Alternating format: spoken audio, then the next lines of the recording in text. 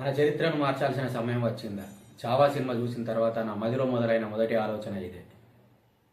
మన దేశానికే వలస వచ్చి మన మధ్య చిచ్చు పెట్టి మన రాజులను దొంగదారులలో ఓడించి మన రాజ్యాలను ఆక్రమించి మనలనే బానిసలుగా చూసిన వారి గురించి మనం ఇన్ని రోజులు నేర్చుకున్నది. మన పవిత్రమైన దేవాలయాలను ధ్వంసం చేసి నలంద, తక్షశిల లాంటి విశ్వవిద్యాలయాలను నాశనం చేసి మన విలువైన సంపదను, మన స్త్రీల ధన మాన ప్రాణాలను దోచుకున్న వారి గురించి మనం ఎన్ని రోజులు నేర్చుకున్నది.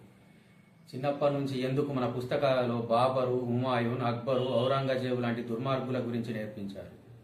ఢిల్లీ సుల్తాన్లు, మొఘల్స్ అంటూ వారు అది చేశారు, వీరు ఇది చేశారు అంటూ వారి దుర్మార్గమైన చరిత్రను మార్చి మరీ బలవంతంగా మన పైన ఎందుకు రుద్దారు?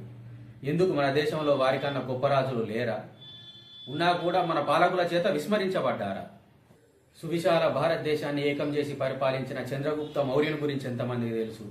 భారతదేశంపై దండెత్తి వచ్చిన మహమ్మద్ ఘోరీని 16 సార్లు ఓడించి ప్రాణభిక్ష పెట్టి మరీ పంపించిన పృథ్వీరాజ్ చౌహాన్ గురించి ఎంతమందికి తెలుసు?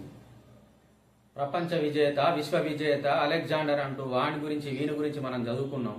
ఆ అలెగ్జాండర్నే ఓడించి పంపిన పురుషోత్తముని గురించి ఎంతమందికి తెలుసు? తన దేశం కోసం, తను నమ్మిన ధర్మం కోసం సువిశాల మరాఠా సామ్రాజ్యాన్ని స్థాపించి ఔరంగజేబుకు కంటి మీద కునుకు లేకుండా చేసిన ఛత్రపతి శివాజీ మహారాజ్ గురించి పూర్తిగా మనకు తెలుసా? ఇలా చెప్పుకుంటూ పోతే ఎంతో మంది వీరుల చరిత్రను మనం ఎందుకు తెలుసుకోలేకపోయాం? సినిమా చూసే వరకు ఛత్రపతి శివాజీ మహారాజ్ కొడుకు ఛత్రపతి సంభాజీ మహారాజ్ గురించి మనకు తెలుసా? తన 9 సంవత్సరాల పాలనలో సుమారు 127 యుద్ధాలు చేసి, ఒక్క యుద్ధంలో కూడా ఓడిపోకుండా 127 యుద్ధాలు చేసి, తన సొంత వారు చేసిన కుట్రతో ఔరంగజేబుచే బంధించబడి 40 రోజులు చిత్రహింసలు చేసినా కూడా తన గోర్లు వీకిన, తన చర్మాన్ని ఒలిచిన, తన కనుగుడ్లను వీకిన, తన నాలుకను కోసిన ఏమాత్రం బెదరకుండా, తన ధర్మాన్ని వీడకుండా ఔరంగజేబును ఎదిరించిన సంభాజీ మహారాజ్ గురించి చరిత్ర పుటల్లో ఒక్క పేజీ కూడా ఎందుకు లేదు?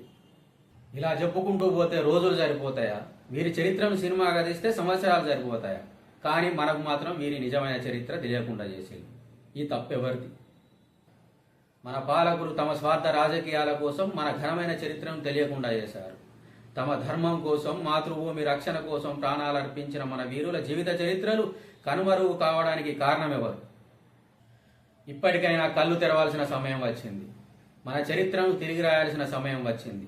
మనం ఎలాగూ నిజమైన చరిత్రను చదవలేకపోయాము. కనీసం భవిష్యత్ తరాలకైనా మన వీరుల చరిత్రను నేర్పిద్దాం. మన దేశ చరిత్రను మన వీరుల చరిత్రతో తిరిగి రాసుకుందాం.